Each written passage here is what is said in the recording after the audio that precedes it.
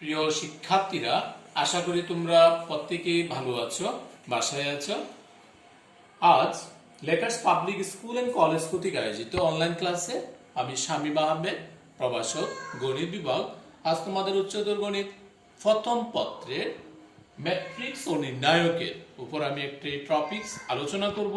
আশা করি তোমরা প্রত্যেকে ক্লাসটি মনোযোগ সহকারে করবে এবং খাতায় উঠিয়ে নেবে। প্রিয় শিক্ষার্থীরা, তোমার বইয়ের উচ্চতর প্রথম পত্রে ম্যাট্রিক্স ও নির্ণায়ক প্রথম অধ্যায় ম্যাট্রিক্স। আমরা যদি প্রথমত ধারণা নেই যে ম্যাট্রিক্সটা কি। প্রিয় শিক্ষার্থীরা, তোমার বইতে সংজ্ঞাগুলো সুন্দরভাবে আছে, আমি হালকা হালকা তোমাকে ধারণা দিয়ে যাচ্ছি। ম্যাট্রিক্স হলো যে বিজ্ঞান ও গণিতের বিভিন্ন তথ্য, বিজ্ঞান ও গণিত এর বিভিন্ন তথ্য আয়তাকারে সারি এবং কলাম বরাবর সাজালে যে তথ্যের কথা বলা হচ্ছে আয়তাকারে, অর্থাৎ আয়তাকারে সারি, সারি বলতে আনুভূমিক রেখা, এবং কলাম, কলাম বলতে উলম্ব রেখা বরাবর সাজালে যে বিন্যাস পাওয়া যায় বা যে আয়তাকার বিন্যাস পাওয়া যায় তাকে বলা হয়ে থাকে ম্যাট্রিক্স। প্রিয় শিক্ষার্থীরা, তথ্যটা হচ্ছে এরকম যে ম্যাট্রিক্সকে বিভিন্ন আকারে প্রকাশ করা যায়। প্রথমত প্রথম বন্ধনীর মাধ্যমে, দ্বিতীয় বন্ধনীর মাধ্যমে, তৃতীয় বন্ধনীর মাধ্যমে, এমনকি এটি মডিউলাস এর মাধ্যমে ম্যাট্রিক্সকে প্রকাশ করা হয়ে থাকে। তাহলে বিভিন্ন তথ্য উপাত্তের কথা বলছে, সারি এবং কলাম আকারে সাজালে যে আয়তাকার বিন্যাস পাওয়া যায় তাকে বলা হয়ে থাকে ম্যাট্রিক্স। আমি যদি একটি ম্যাট্রিক্স গঠন করি, অর্থাৎ আমি তৃতীয় বন্ধনীর মাধ্যমে এখানে লিখলাম 1 2 3, এখানে লিখলাম আমি 4 5 6, এখানে লিখলাম আমি 7 8 9, আমি কতগুলো উপাদান, অর্থাৎ এটি হচ্ছে এখানে তথ্য 1 থেকে 9 পর্যন্ত এই সংখ্যাগুলোকে আমি আয়তাকারে, অর্থাৎ আনুভূমিক দিকে, এই অংশটাকে বলা হয় থেকে আনুভূমিক দিকে, আর এই যে এই অংশটাকে বলা হবে উলম্বভাবে, যেটা সারি এবং কলাম সাজালে যে একটা আয়তাকার বিন্যাস পাওয়া যায় তাকে বলা হয়ে থাকে এখানে ম্যাট্রিক্স। প্রিয় শিক্ষার্থীরা, প্রথমত যদি তুমি এই অংশটাকে, এই তিনটা অংশকে বলো, তাহলে এই তিনটা অংশকে বলা হয়ে থাকে সারি, কারণ এখানে তিনটা হচ্ছে সারি, যেটাকে বলা হয় আনুভূমিক রেখা। আর এই দিকে তিনটি অংশ রয়েছে, এই তিনটি অংশকে বলা হবে কলাম, মানে যা উলম্ব রেখা হিসাবে পরিচিত। তাহলে কলাম এবং সারি নিয়ে ম্যাট্রিক্স গঠিত হয়ে থাকে। ম্যাট্রিক্সের প্রত্যেকটি উপাদান, অর্থাৎ 1 থেকে 9 পর্যন্ত যে সংখ্যাগুলো রয়েছে, এই প্রত্যেকটি উপাদানকে ম্যাট্রিক্সের ভাষায় ভুক্তি বলা হয়ে থাকে। প্রিয় শিক্ষার্থীরা, তাহলে ম্যাট্রিক্সের ভাষায় প্রত্যেকটি উপাদানের নাম হচ্ছে ভুক্তি। অর্থাৎ এখানে 1 থেকে 9 পর্যন্ত যে সংখ্যাগুলো রয়েছে এই প্রত্যেকটিকে একটি হিসাবে ভুক্তি বলা হয়ে থাকে। তাহলে প্রিয় শিক্ষার্থীরা, আমরা প্রথমত জানতে পারলাম যে ম্যাট্রিক্স কি। ম্যাট্রিক্স হচ্ছে বিজ্ঞান ও গণিতে বিভিন্ন তথ্য আয়তাকারে সারি এবং কলাম বরাবর সাজালে যে আয়তাকার বিন্যাস পাওয়া যায় তাকে বলা হয়ে থাকে ম্যাট্রিক্স। একটি ম্যাট্রিক্সের সারি এবং কলাম নিয়ে গঠিত হয়ে থাকে। ম্যাট্রিক্সের প্রত্যেকটি উপাদানকে একটি ভুক্তি বলা হয়ে থাকে। প্রিয় শিক্ষার্থীরা, তুমি ম্যাট্রিক্সের সংজ্ঞায় পেলা সারি এবং কলাম। আমরা দ্বিতীয়ত আসতে পারি একটি ম্যাট্রিক্সের ক্রম, যে ম্যাট্রিক্সের ক্রমটা কি। ম্যাট্রিক্সের ক্রম, কোন একটি ম্যাট্রিক্সের সারি যদি n হয় আর কলাম সংখ্যা যদি n হয়, অর্থাৎ n সংখ্যক সারি এবং n সংখ্যক কলাম বিশিষ্ট ম্যাট্রিক্সকে ম্যাট্রিক্সের ক্রম হিসাবে m/n, m হচ্ছে সারি, n হচ্ছে কলাম, m/n আকারে ম্যাট্রিক্স বলা হয়।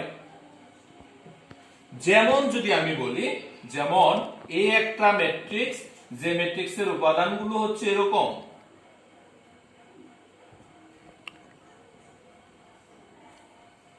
যে ম্যাট্রিক্সের উপাদান হচ্ছে এরকম, যেখানে তুমি দেখতে পাচ্ছ তিনটি সারি রয়েছে এবং তিনটি কলাম রয়েছে, যাকে যাকে 3/3 আকারের, 3/3, এটি হচ্ছে ম্যাট্রিক্সের ক্রম।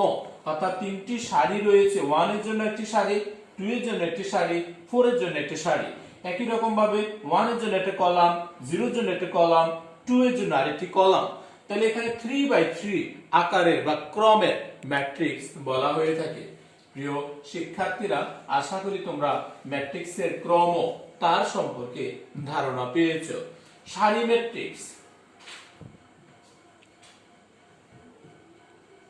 সারি ম্যাট্রিক্স যে ম্যাট্রিক্সের বা যে বর্গ ম্যাট্রিক্সের বা যে আয়তাকার ম্যাট্রিক্সের একটি মাত্র সারি থাকবে, কেবল একটি মাত্র সারি থাকবে, তাকে বলা হয়ে থাকে সারি ম্যাট্রিক্স। ম্যাট্রিক্সকে থার্ড বন্ধনী দ্বারা প্রকাশ করা হয়ে থাকে, যেমন 1 2 3 ডট ডট দিলাম আপ টু n পর্যন্ত, এটাকে বলা হয়ে থাকে একটি সারি matrix. Column matrix,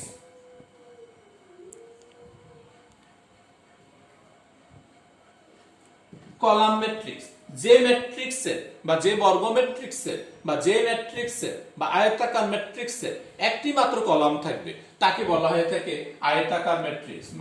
1 2 4 up to dot dot দিয়ে n, এটাকে বলা হয়ে থাকে একটি কলাম ম্যাট্রিক্স। যে ম্যাট্রিক্সের কলাম সংখ্যা একটি কিন্তু সারি সংখ্যা রয়েছে n সংখ্যক, অর্থাৎ এটাকে বলা হয়ে থাকে n into 1, n into 1, n সংখ্যক সারি কিন্তু কলাম সংখ্যা হচ্ছে 1, অর্থাৎ ক্রম হিসাবে 1 into n into 1 আকারের ম্যাট্রিক্স বলা হবে। আর এখানে যদি বলা হয়ে থাকে তাহলে 1 into n আকারে, কারণ একটি মাত্র সারি কিন্তু কলাম রয়েছে এখানে n সংখ্যক। আশা করি তোমরা সারি ম্যাট্রিক্স এবং কলাম ম্যাট্রিক্স সম্পর্কেও ধারণা পেয়েছো। শিক্ষার্থীরা, পরবর্তীতে যদি আমি আসি একটি বর্গ ম্যাট্রিক্স, বর্গ ম্যাট্রিক্সের সংজ্ঞা তোমরা তোমাদের কাছে যেই রাইটারের বই আছে সেখানে পাবা। বর্গ ম্যাট্রিক্স হচ্ছে যে ম্যাট্রিক্সের সারি এবং কলাম সংখ্যা সমান, যে ম্যাট্রিক্সের সারি এবং কলাম সংখ্যা সমান তাকে বলা হয় থাকে বর্গ ম্যাট্রিক্স। যেমন ইতিমধ্যে আমরা কয়েকটি বর্গ ম্যাট্রিক্স ড্র করেছিলাম, যেমন 1 2 3 4, এটা একটা বর্গ ম্যাট্রিক্স যা 2/2 আকারে বলা হয়ে থাকে, কারণ দুইটি সারি এবং দুটি কলাম বিদ্যমান যেখানে। আশা করি তোমরা বুঝতে পেরেছো। একই রকম ভাবে তিনটি সারি এবং তিনটি কলাম থাকলে তাকে বলা হবে একটি বর্গ ম্যাট্রিক্স। এবার মুখ্য বা প্রধান কর্ণ, মুখ্য বা প্রধান কর্ণ ম্যাট্রিক্স। কোন বর্গ ম্যাট্রিক্সের প্রথম ভুক্তি থেকে শুরু করে অর্থাৎ কর্ণ বরাবর যে ম্যাট্রিক্সটা বিদ্যমান থাকবে তাকে বলা হবে মুখ্য বা প্রধান কর্ণ ম্যাট্রিক্স। উদাহরণস্বরূপ 1 2 3 4 5 6 7 8 9, এই একটি কর্ণ ম্যাট্রিক্স বা প্রধান কর্ণ যাকে বলা হয়ে থাকে বা মুখ্য ম্যাট্রিক্স, সেটা হচ্ছে এই একটি আয়তাকার ম্যাট্রিক্স। আয়তাকার ম্যাট্রিক্সের প্রথম ভুক্তির সাপেক্ষে এই আকারের যে কর্ণ, এটাকে বলা হয়ে থাকে কর্ণ বা প্রধান কর্ণ ম্যাট্রিক্স। প্রিয় শিক্ষার্থীরা, তাহলে বর্গ ম্যাট্রিক্স এবং কর্ণ ম্যাট্রিক্স সম্পর্কে তোমরা ধারণা পেলা। পরবর্তীতে যদি আমি আসি যে তোমাকে শিখতে হবে যে শুধুমাত্র স্কেলার ম্যাট্রিক্স কাকে বলে। স্কেলার ম্যাট্রিক্স, স্কেলার ম্যাট্রিক্সটা হলো কোন বর্গ ম্যাট্রিক্সের প্রধান কর্ণ ব্যতীত অন্য সকল ভুক্তি যদি শূন্য হয়, কোন বর্গ ম্যাট্রিক্সের প্রধান কর্ণ ব্যতীত অন্য সকল ভুক্তির মান যদি শূন্য হয় তবে তাকে স্কেলার ম্যাট্রিক্স বলা হয়ে থাকে। যেমন 1 0 0 0 3 0 0 0 6, এটাকে বলা হয়ে থাকে স্কেলার ম্যাট্রিক্স। প্রিয় শিক্ষার্থীরা, শুরুতে সংজ্ঞায় আমি বলে গেছি, যদি কোনো বর্গ ম্যাট্রিক্সের প্রধান কর্ণ অর্থাৎ এই যে প্রথম ভুক্তির সাপেক্ষে কর্ণ বরাবর যে ম্যাট্রিক্স, এটাকে বলা হয়ে থাকে মুখ্য ম্যাট্রিক্স বা প্রধান কর্ণ ম্যাট্রিক্স। প্রধান কর্ণের ভুক্তি ব্যতীত অন্য সকল ভুক্তির মান যদি শূন্য হয় তবে তাকে বলা হয়ে থাকে স্কেলার ম্যাট্রিক্স। তাহলে 1 3 5 এটাকে বলা হবে থাকে স্কেলার ম্যাট্রিক্স, অন্য সকল ভুক্তিগুলো হবে শূন্য।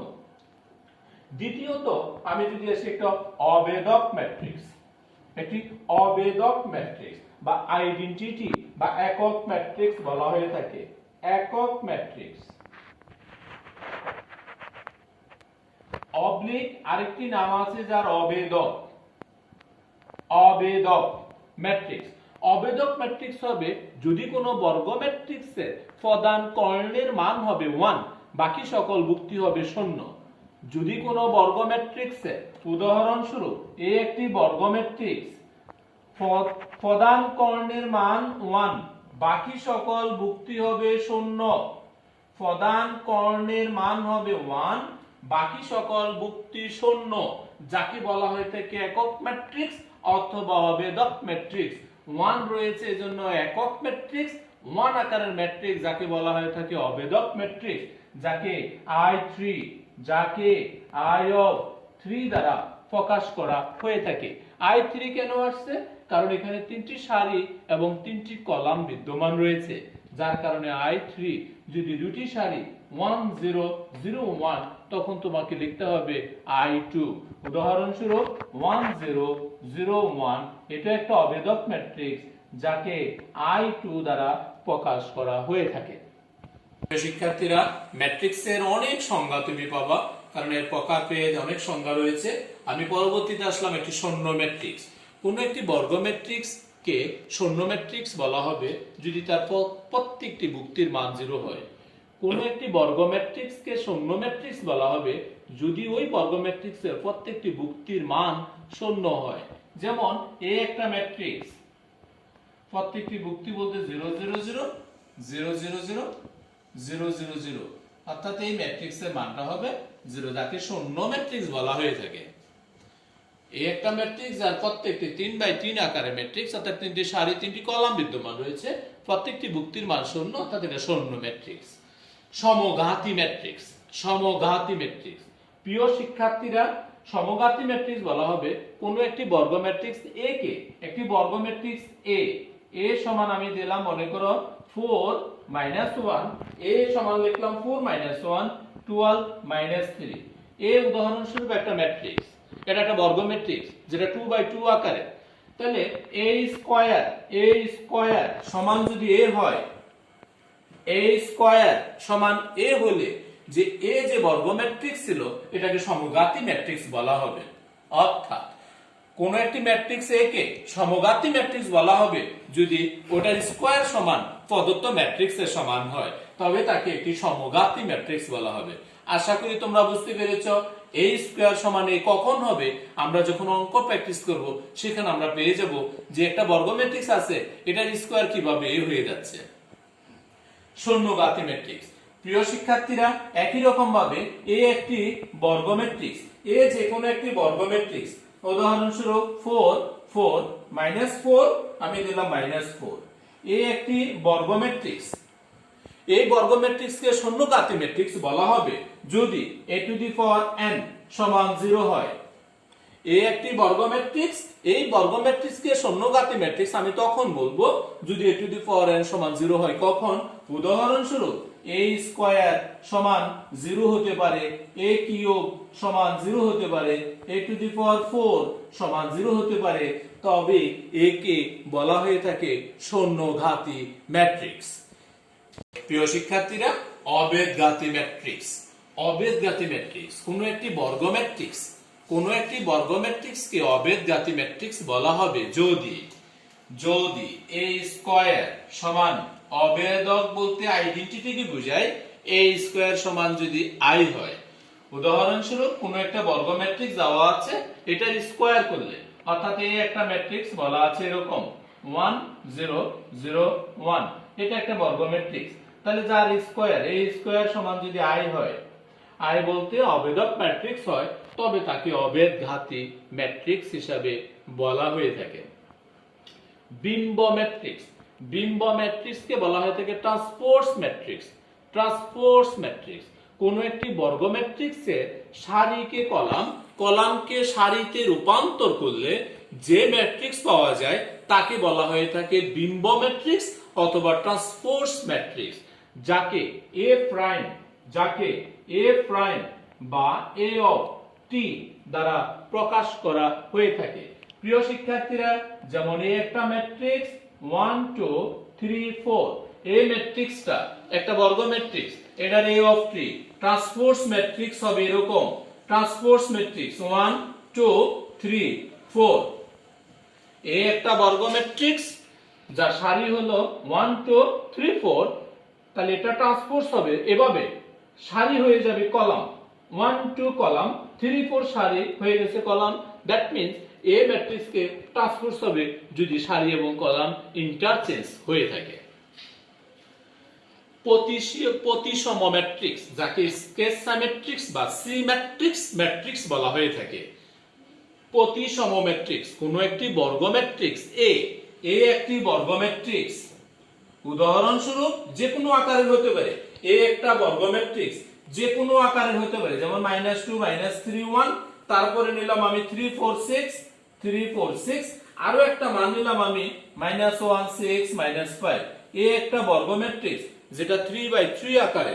এই ম্যাট্রিক্সকে প্রতিসম ম্যাট্রিক্স বলা হবে যদি a অফ t সমান a হয়, a অফ t সমান a হয়। তাহলে প্রিয় শিক্ষার্থীরা, আমি যদি দেখি a অফ t মানে কিভাবে হচ্ছে, a অফ t -2 -3 -1, এটা সারি কলাম হয়ে গেল, 3 4 6 সারি কলাম হয়ে গেল, -1 6 -5 সারিটা কলাম হয়ে গেল। তাহলে তুমি দেখতে পাচ্ছ এই ম্যাট্রিক্সটাকে আমি যখন পরিবর্তন করলাম, এটা আর এটার ভিতরে কোনো পার্থক্য রইল না, এটা a অফ t সমান হচ্ছে a, তার মানে a অফ t ট্রান্সপোজ এবং a ম্যাট্রিক্স সমান হয়েছে বিধায় এটাকে বলা হয়ে থাকে প্রতিসম ম্যাট্রিক্স। সহজভাবে কোন একটি বর্গ ম্যাট্রিক্সের সারিকে কলাম, কলামকে সারিতে রূপান্তর করলে যদি প্রদত্ত ম্যাট্রিক্সের অনুরূপ হয় তবে তাকে বলা হয়ে থাকে প্রতিসম ম্যাট্রিক্স। ট্রেস ম্যাট্রিক্স, ট্রেস ম্যাট্রিক্সটা হলো কোন একটি বর্গ ম্যাট্রিক্সের প্রধান কর্ণ বরাবর প্রধান কর্ণের মানগুলা যোগফল যত হবে তাকে বলা হয়ে থাকে ট্রেস ম্যাট্রিক্স।